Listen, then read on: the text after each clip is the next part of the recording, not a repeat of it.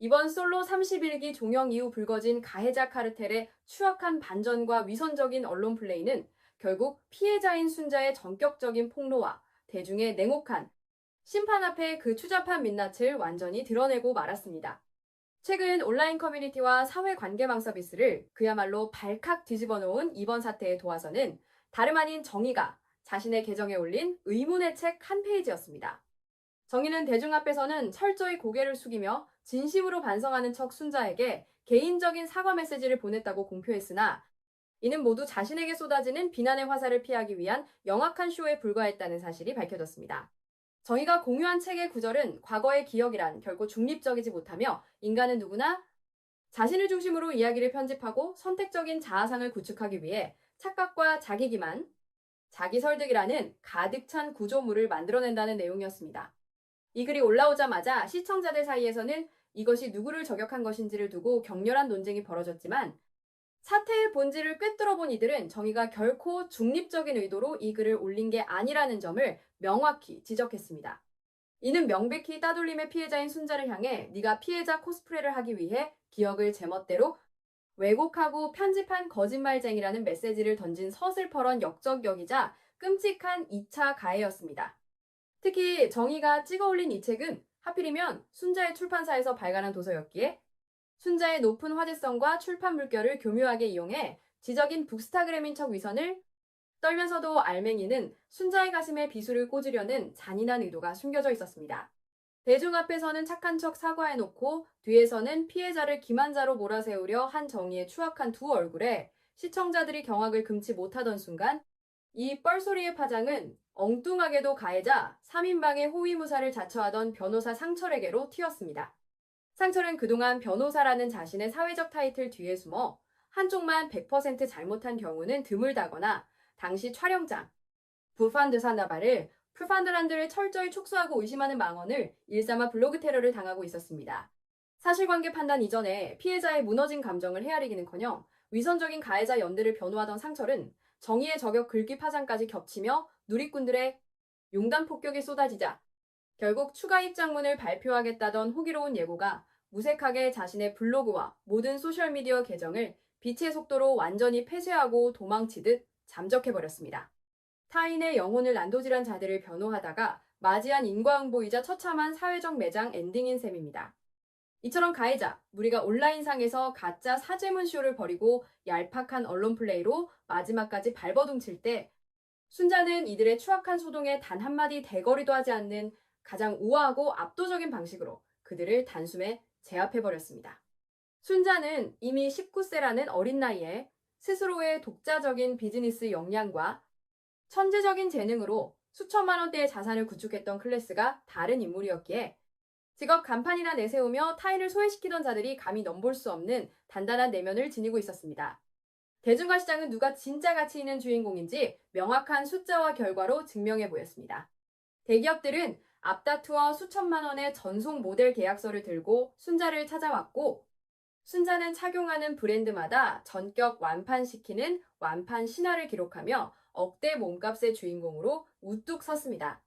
가해자들이 무지한 시기와 질투의 감옥에 갇혀 피눈물을 흘리며 스스로 파멸의 무덤을 파고 있을 때 순자는 경수와 손을 잡고 결혼식 직후 일주일간의 초호화 신혼여행을 확정지으며 인생의 가장 찬란한 축복의 왕관을 썼습니다. 가해자들의 비겁한 꼼수는 결국 순자의 눈부신 번영 앞아서 한낱 열등감 섞인 비명으로 전락했으며 진실을 수호하며 성공 신화를 쓴 순자의 행보는 사필귀정이라는 불변의 진리가 어떻게 현실에서 실현되는지를 보여주는 가장 완벽하고 통쾌한 마침표가 되었습니다. 이번 솔로 31기 종영 이후 불거진 가해자, 카르텔의 추악한 반전과 위선적인 언론 플레이는 결국 피해자인 순자의 전격적인 폭로와 대중의 냉혹한 심판 앞에 그 추잡한 민낯을 완전히 드러내고 말았습니다. 최근 온라인 커뮤니티와 사회관계 망 서비스를 그야말로 발칵 뒤집어 놓은 이번 사태의 도화선은 다름 아닌 정의가 자신의 계정에 올린 의문의 책 한 페이지였습니다. 정의는 대중 앞에서는 철저히 고개를 숙이며 진심으로 반성하는 척 순자에게 개인적인 사과 메시지를 보냈다고 공표했으나 이는 모두 자신에게 쏟아지는 비난의 화살을 피하기 위한 영악한 쇼에 불과했다는 사실이 밝혀졌습니다. 정의가 공유한 책의 구절은 과거의 기억이란 결코 중립적이지 못하며 인간은 누구나 자신을 중심으로 이야기를 편집하고 선택적인 자아상을 구축하기 위해 착각과 자기기만, 자기 설득이라는 가득 찬 구조물을 만들어낸다는 내용이었습니다.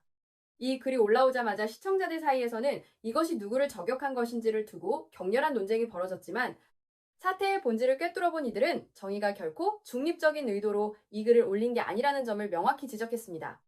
이는 명백히 따돌림의 피해자인 순자를 향해 네가 피해자 코스프레를 하기 위해 기억을 제멋대로 왜곡하고 편집한 거짓말쟁이라는 메시지를 던진 썰을 펄은 역저격이자 끔찍한 2차 가해였습니다. 특히 정의가 찍어 올린 이 책은 하필이면 순자의 출판사에서 발간한 도서였기에 순자의 높은 화제성과 출판 물결을 교묘하게 이용해 지적인 북스타그램인 척 위선을 떨면서도 알맹이는 순자의 가슴에 비수를 꽂으려는 잔인한 의도가 숨겨져 있었습니다. 대중 앞에서는 착한 척 사과해놓고 뒤에서는 피해자를 기만자로 몰아세우려 한 정의의 추악한 두 얼굴에 시청자들이 경악을 금치 못하던 순간 이 뻘소리의 파장은 엉뚱하게도 가해자 3인방의 호위무사를 자처하던 변호사 상철에게로 튀었습니다.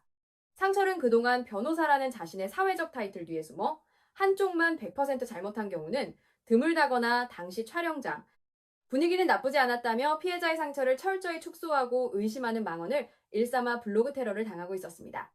사실관계 판단 이전에 피해자의 무너진 감정을 헤아리기는커녕 위선적인 가해자 연대를 변호하던 상철은 정의의 저격 글귀 파장까지 겹치며 누리꾼들의 융단 폭격이 쏟아지자 결국 추가 입장문을 발표하겠다던 호기로운 예고가 무색하게 자신의 블로그와 모든 소셜미디어 계정을 빛의 속도로 완전히 폐쇄하고 도망치듯 잠적해버렸습니다.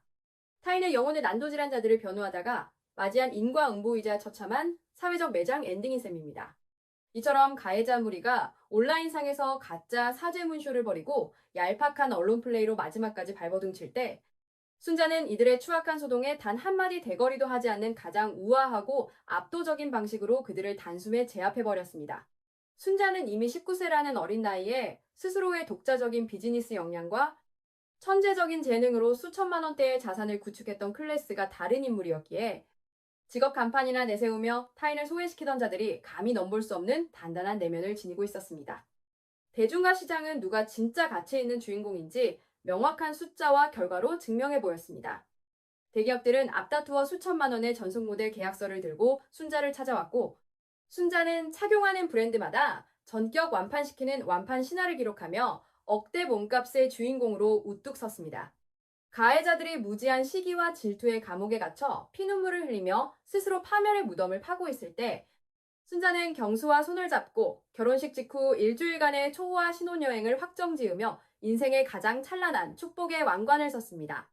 가해자들의 비겁한 꼼수는 결국 순자의 눈부신 번영 앞에서 한낱 열등감 섞인 비명으로 전락했으며 진실을 수호하며 성공신화를 쓴 순자의 행보는 사필귀정이라는 불변의 진리가 어떻게 현실에서 실현되는지를 보여주는 가장 완벽하고 통쾌한 마침표가 되었습니다. 이러한 가해자 카르텔의 완전한 붕괴와 순자의 압도적인 승리는 단순히 한 연애 프로그램의 해프닝을 넘어 우리 사회에 만연한 집단 괴롭힘과 가짜 사과라는 고질적인 위선에 던지는 묵직한 경종이 아닐 수 없습니다. 사실 정의가 보여준 행보는 전형적인 악인들의 생존 전략인 피해자 타겟팅, 마녀 사냥의 연장선에 있었습니다.